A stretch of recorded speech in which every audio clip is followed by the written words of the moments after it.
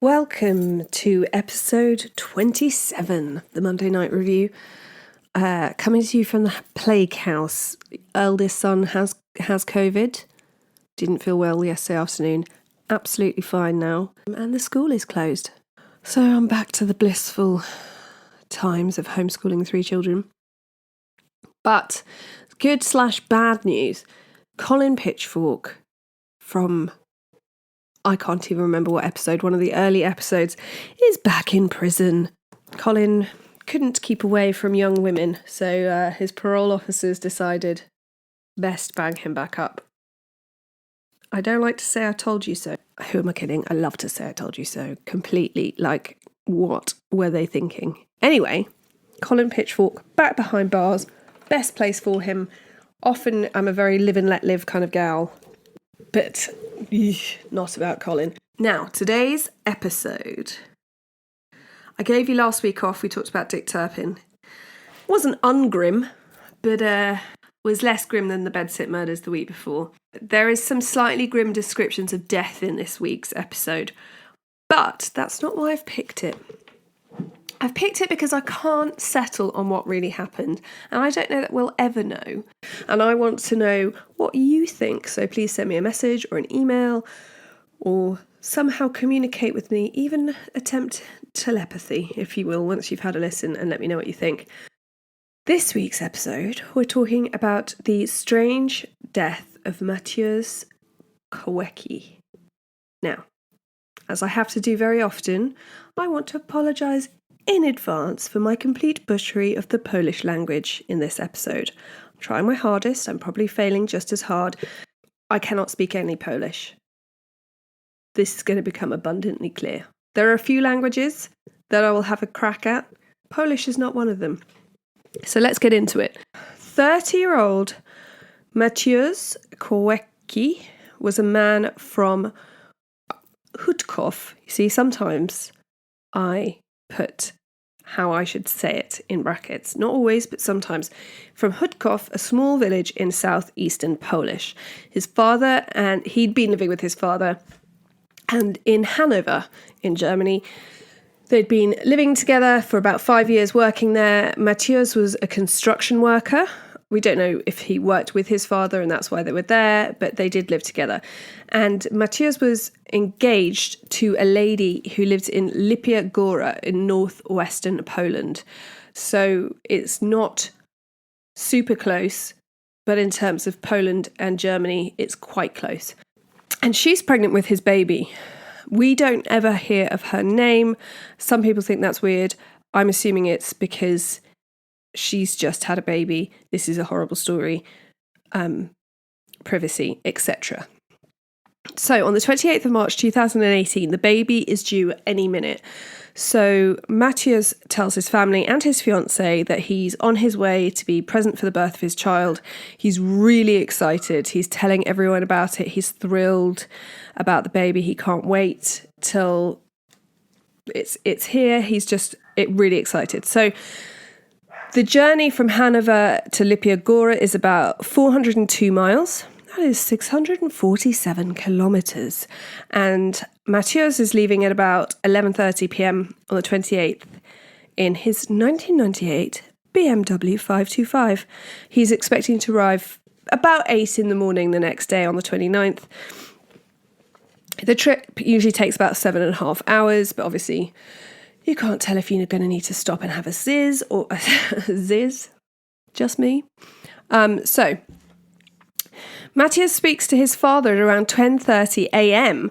on March 29th, my dad's birthday, and tells him that there have been terrible traffic jams and 2 truck crashes on the way into Poland, and he's stuck in Szczecin at the time, which is a town on the Polish-German border on the way to Lipia Góra. And so he's about 133 miles away, 214 kilometres from his destination.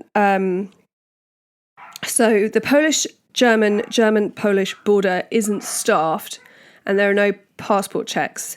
So there are number plate recognition cameras, but no actual people there. So around that time, he also sends a text message to his fiancée saying that he would be with her in around 2 hours. But he doesn't turn up. His fiancée becomes increasingly worried. She's unanswered phone calls. It's ringing. He's just not picking up. So she calls his sister, Katerina, who also lives in Hanover, and she rings her about 5 p.m. on the 28th. And the sister says, in some cases they say that the sister didn't answer, but a lot of this reporting is in Polish. As we've mentioned, I don't speak Polish, but I did find a very good YouTube video in English from a Polish guy, and so I'm trusting him because he's going to understand the sources. So he says that the sister said, wait until 10 p.m. and see what happens. So later that evening, Mateuz's mother, who lives in Poland, goes to the police, and they discourage her from filing a missing persons report as it's too early and they think he's going to turn up. But eventually they do manage to find a missing persons report, but they have to wait another 4 weeks before his sister is able to report him missing in Germany. Now, obviously, he says he's in Poland. The Germans are like, he's in Poland. That's where he was last heard from. We don't care.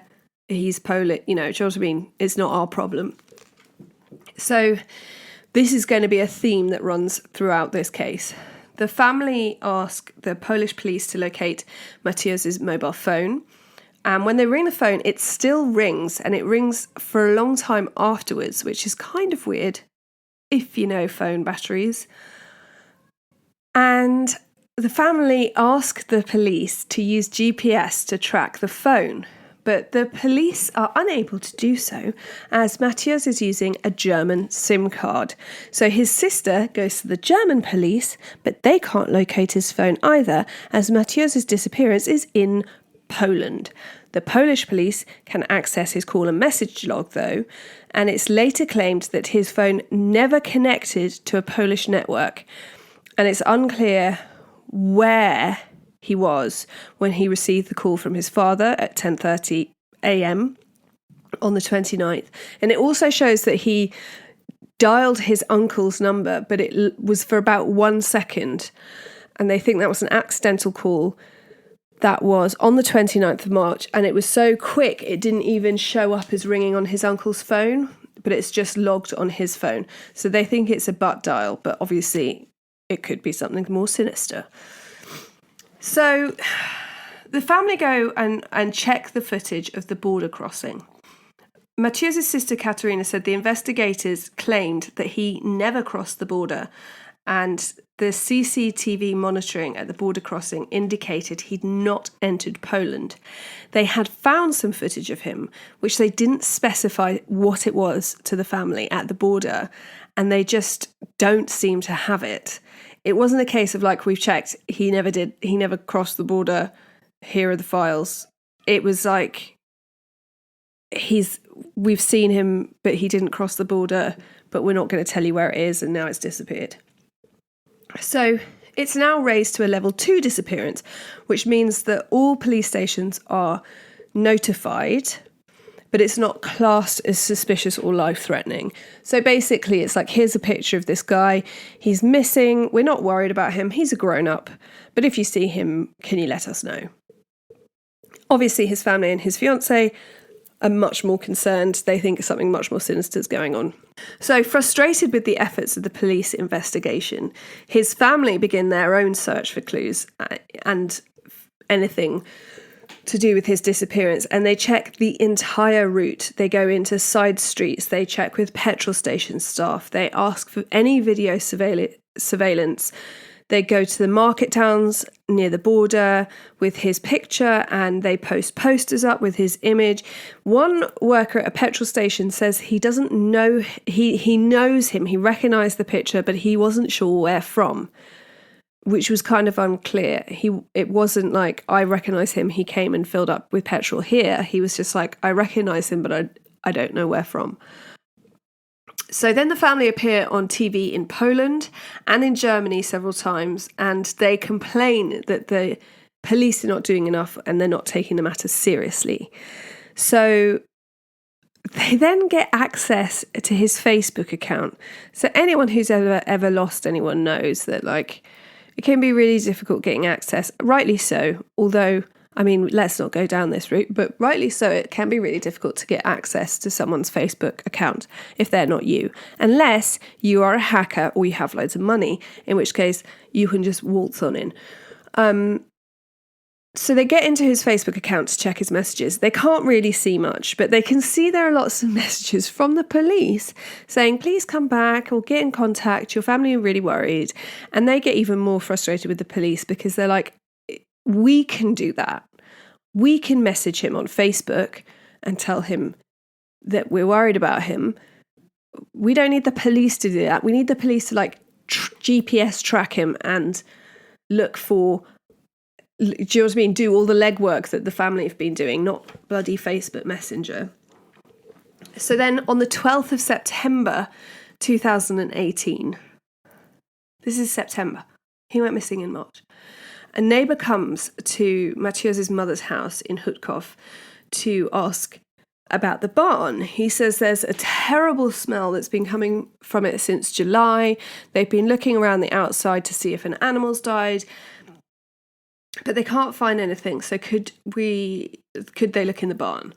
So she says she's looked around and she can't find anything either, and she smelt the smell. And so he says, I'm going to thoroughly check the barn, because she was like, I've looked at, we've been in and out of the barn for ages. We can't see anything there. So half of this barn is walled off, and behind this wall and up some stairs, there's like a little attic mezzanine level where loads of hay and straw is kept. It's quite the feature of a storage barn, if you picture them, to have a sort of mezzanine level. So the neighbour climbs up there and sees this pile of clothes. Upon closer inspection, he's shocked to find that it's actually human remains consisting of a severed head and a torso, and the corpse is too decomposed to be identified. And that's where the smell's been coming from. Further examination of the area shows there's 2 rope nooses hanging from the roof and a backpack on the floor, which is later established to belong to Mateuz. We don't seem to know. One thing, there's so many questions about this, but one of the first ones that springs to mind through all of this and through all the speculation that you can read on Reddit and everywhere is we never find out where the body is lying in comparison to the nooses. So, some of the teeth are knocked out and stuck to the torso's clothes with what seems to be blood. So there's bloody patches on his clothes. His teeth have been knocked out and they're stuck to these bloody patches on the clothes. The body's found in the straw. So if he fell from the noose after death, the landing wouldn't have been enough to knock the teeth out. They wouldn't stick to the clothes with blood because you don't bleed in the same way after death. And then they look inside the backpack, and inside the backpack there's a Polish water bottle with cigarette butts inside and an orange juice box, which causes his family confusion because he never drinks orange juice. He doesn't like it. The police come, they take the body away. They say they don't have time to do a proper search of the barn, as it would take about 2 weeks. So they say to the family, if you want to do it, you do it yourselves. They've basically decided that it's suicide, and so doing a search there's no point to it. So 4 days after the body is found, Mateuz's family find his shoe in the barn with his detached foot still inside. And it showed the family that they hadn't even bothered to look. It's one thing not doing an in-depth search, but they hadn't really looked around at all because there's this shoe with a foot in it. It's also, the police have done an autopsy, and there's no mention in the autopsy report of the missing foot. It does state that he's missing fingers and the palms of his hands, and these are never found in the barn. DNA analysis, which is conducted, confirms that the remains are Mateuz and his personal belongings are analysed, and no other DNA has been found on any of his items. More questions. Yes, that makes it look more likely to be suicide, but even if you buy an orange carton off a shelf in a petrol station, it will have whoever put the carton on the shelves fingerprints and DNA on it. Like, you just go around shedding your skin everywhere. Wherever you are, there's evidence that you've been there. So I find that weird. So the police and public prosecutor maintain that this death is suicide and refuse to investigate any further, despite appeals and loads of effort from the family. They just believe that he planned his death beforehand and there's no evidence of foul play. Unfortunately, the exact pieces of evidence that led prosecutors to this conclusion are not released to the public. Mateuz's sister accuses the officers who were involved initially of negligence as they refused to search the barn because, quote, it would take too long to sift through the hay which lay on the ground where Mateuz's body was found. So while the prosecutors then investigate this and find the officers' actions did not meet the standard for criminal negligence, an internal police investigation did find wrongdoing and 2 officers were reprimanded, which I bet made the family feel a lot better. Imagine searching through hay for your family members' missing body parts for weeks. But this investigation into police negligence does mean they step it up a notch.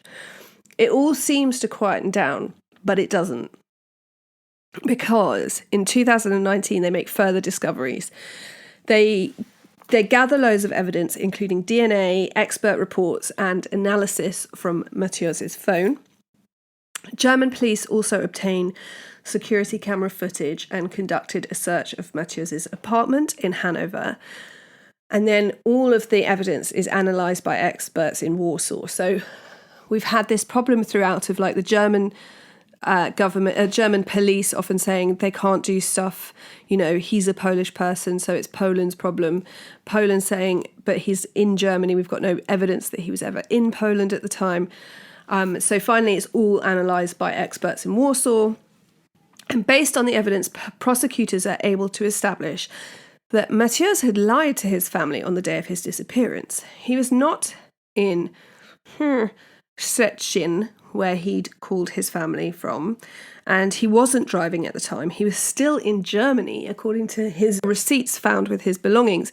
I find this incredibly frustrating because they obviously had the receipts the whole time. So why didn't they tell the family until this late? So he apparently took a train to the German border town of Frankfurt and then most likely walked over the bridge to the Polish town of Słubice, almost 24 hours after telling his family he was already in Poland. He checks into a hotel in Słubice with another unknown person. This person's never identified to the family, even if the police know who it is.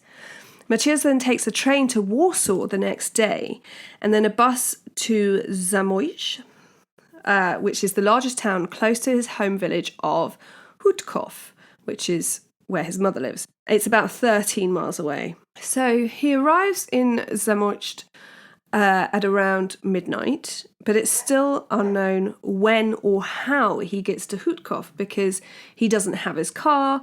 He's also 395 miles away from his intended destination with his fiancée for the birth of his child. But why? I guess if he's planning to kill himself and he decided to do it in his family's barn, then that would explain it. But why not drive? And why is his car never found? It's never found. It's not outside his apartment. It's not anywhere that they can find in Germany. Why go to your family barn to kill yourself, knowing that in all likelihood your mum is going to find you or a relative is going to find you? And why do it when you're supposedly on the way to the birth of your child, who you're thrilled about and telling everyone at work that's where you're going and your family? It just seems very off that nobody thought he was suicidal, and I know there can be a lot going on behind the scenes. And then it just seems like a long way to go to do something so drastic. His car's never turned up despite a large search, neither in Poland nor in Germany. They're not able to find the car or evidence of it being transferred to a new owner or deregistered, and a burnt out car was discovered, but it wasn't confirmed. It was a similar make to his, but they haven't confirmed whether it's his or not. And why burn out your car before killing yourself? The keys to the BMW are also not located, despite his wallet and other things being in his backpack in the barn. These items, by the way, are returned to his family 2 days after the body's found, and they're just in a bin bag. They haven't been processed. They haven't been, they were just taken in a police car, kept in the police station for 2 days, and then returned to the family in a bin bag. So how they can get accurate DNA readings from those, I do not know.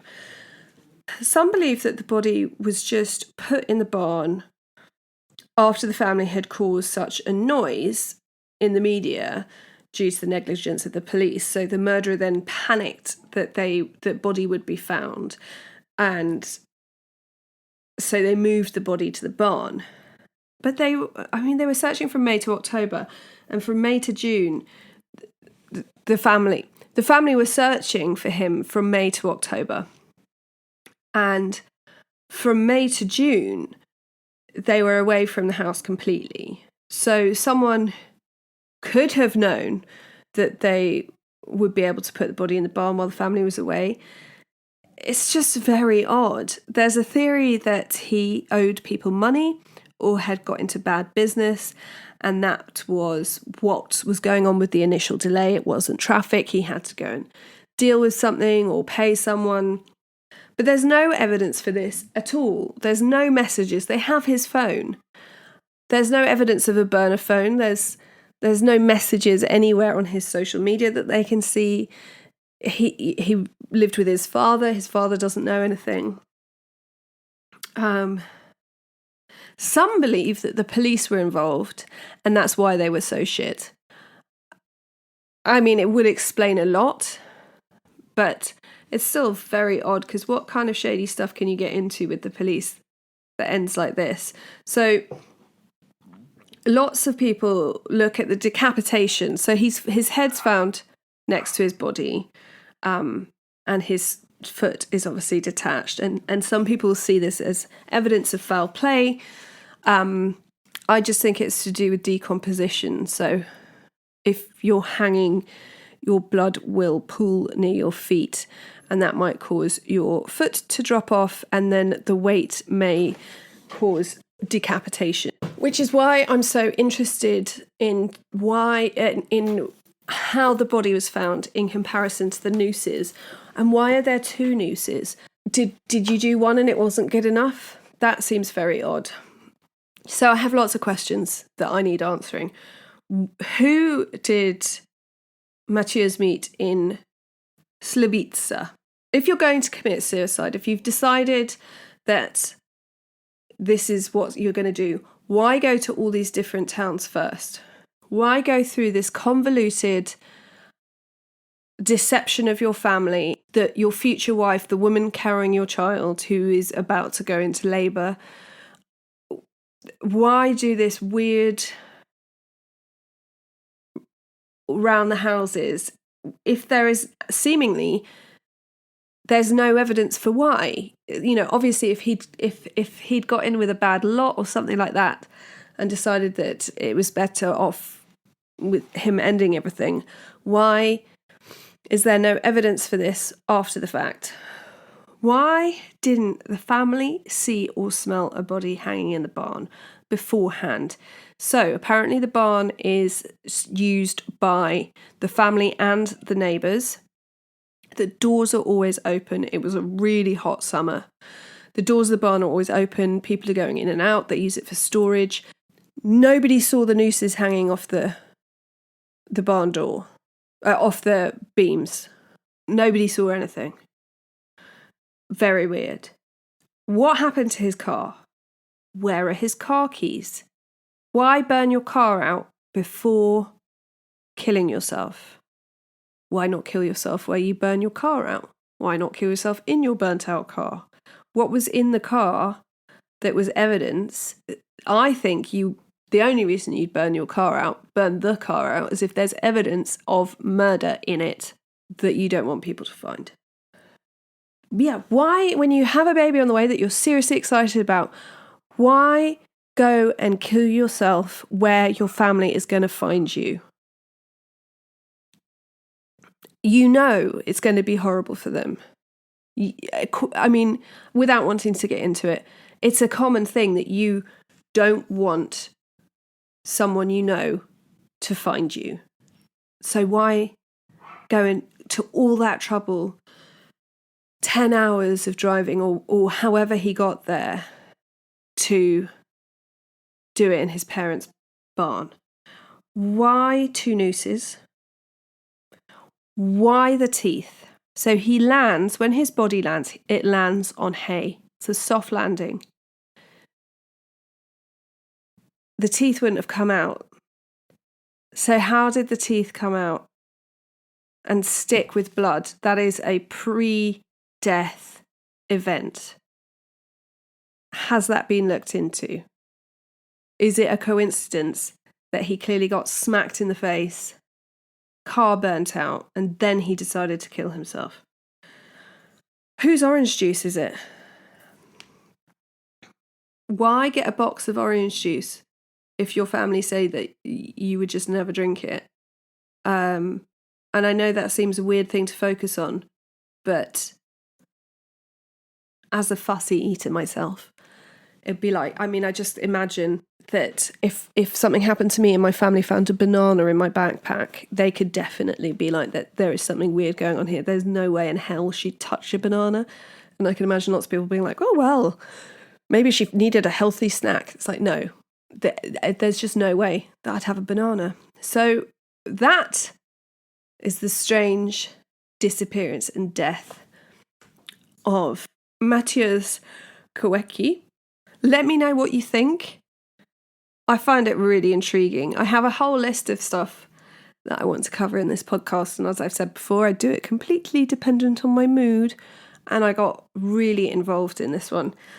I hope you've enjoyed it. As always, please send me an email, and I'll email themondaynightrevue@gmail.com, or find us on Facebook and Instagram, which is at The Monday Night Revue, and I've set us up with a website, which is themondaynightrevue.blogspot.com, but you can find all the links in the link in our bio on Instagram, and I'd love to hear from you, and please tell your friends, anyone you think is interested in weird stories, history, true crime, paranormal, stuff that makes you go into weird Google wormholes, and I will see you next week, and until then, be kind, stay safe, and always check the back seat before you drive.